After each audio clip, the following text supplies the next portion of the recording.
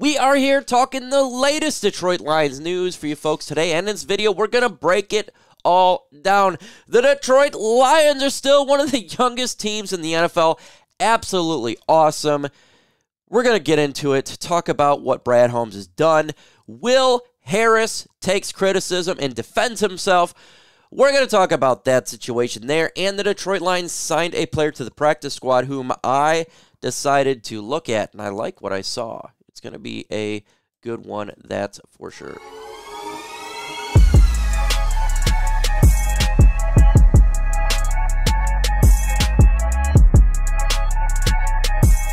The road to 8K is for real, folks, so go ahead and smash that like button here for Lions Nation Unite. You want to subscribe so you don't miss out on the latest news and rumors, and we do a lot of collaborations with former players. Matter of fact, here in a couple hours, I'm going to be recording a video with Herman Moore, and then we'll drop that bad boy tomorrow for you guys. That's what it's all about, a good time. But right now, the Detroit Lions are still one of the youngest teams in all of football, and that is such a good thing for the future of this team, even though we're a team right now that is considered a team that's going to go in and compete for the NFC. We're still really young. You know what that means? It means Brad Holmes knows how to draft and find talent, young talent for this football team. When you can get a Stephen Gilmore as an undrafted free agent rookie, you're doing something right. You're finding players. You're consistently turning the roster over, and that's damn good for the Lions. We are average of 25.7, 10th youngest in the National Football League.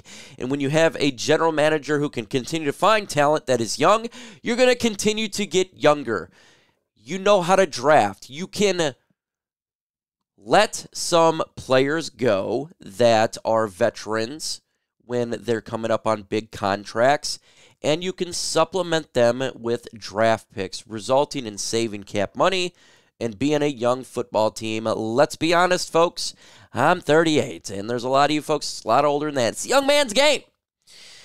With all the injuries that you deal with in football, you got to be young, and young, you can do a little bit more. Like when you start to get older like us, your body starts to kind of break off a little bit. You can sit up from a couch and throw your back out. I've done it multiple times. Putting pants on, there goes the back.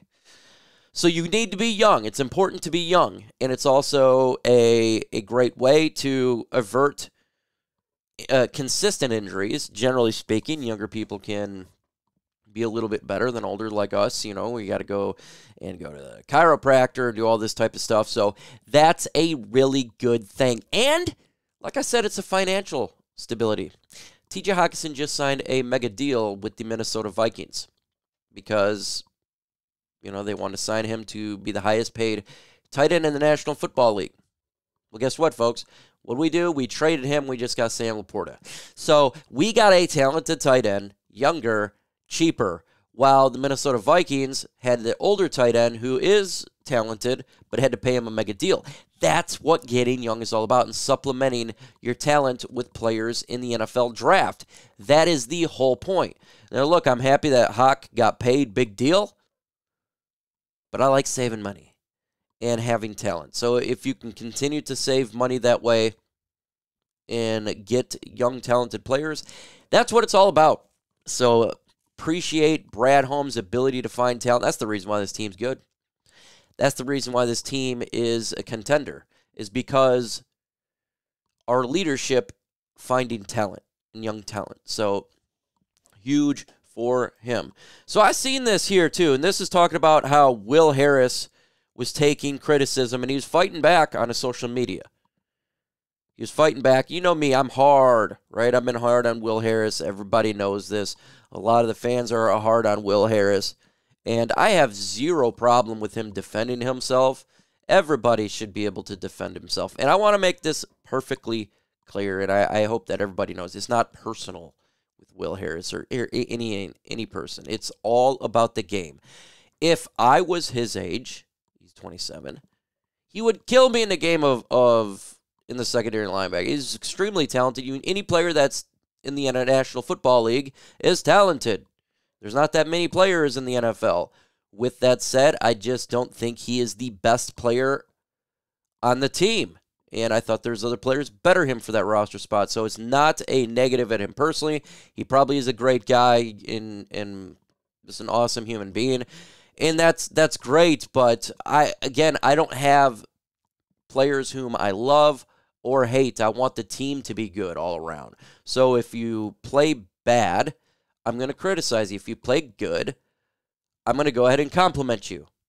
And guess what? Sometimes bad players can play good and vice versa. So it's one of those things. Again, I'm still going to criticize when I see him on the field, and that's the way it is. But if he plays better, I'm going to give him compliments. But with that said, he has played bad. He has. So, but I absolutely have no problem him defending himself. He has the right to do so, and he should do so. There's no problem with that. And so I don't want to see people give Will Harris hate for defending himself.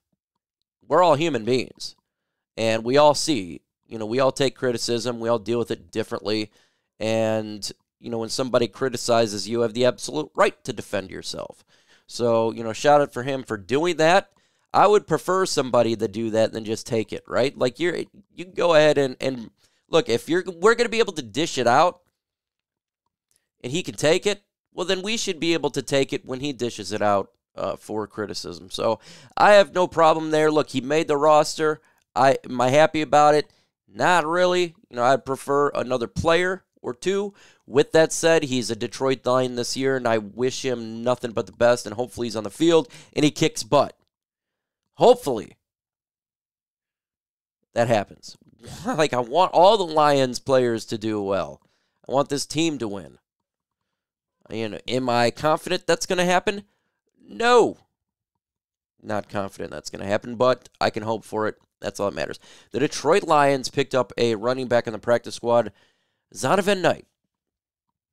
And I was like, who is this guy? Now, I haven't really watched a whole lot of Jets football. Oh, honesty, I've seen Hard Knocks a little bit, but I'm not going to lie, I'm not really paying a lot of attention to it because it's all about Aaron Rodgers. Not that good. So I was like, okay, who is this Zonovan Knight? And I watched a lot of film on this guy. It's why I didn't make a video yesterday. I wanted to watch it. Had a friend over and was watching it right there the whole time. I'm like, oh, what I saw from Zonovan Knight is he has very good speed. He's extremely fast. He could take it to the house. He is a kick returner, too, as well, so he's going to be able to do that for the Detroit Lions. He's got really good cutting in his game. Like, he can cut really well, and he follows his blockers. He was very patient like that. I loved his cuts. It does kind of remind you. Now, I know this is going to be a bad comp, and a lot of Lions fans are going to say, ooh, no. But of Amir Abdullah, a little bit. Now, Amir Abdullah didn't obviously last here in the Lions, but he's fast. He can cut well. He just had some issues dropping the football and some other things. I think Zonovan Knight is a good running back to have on the practice squad, 100%.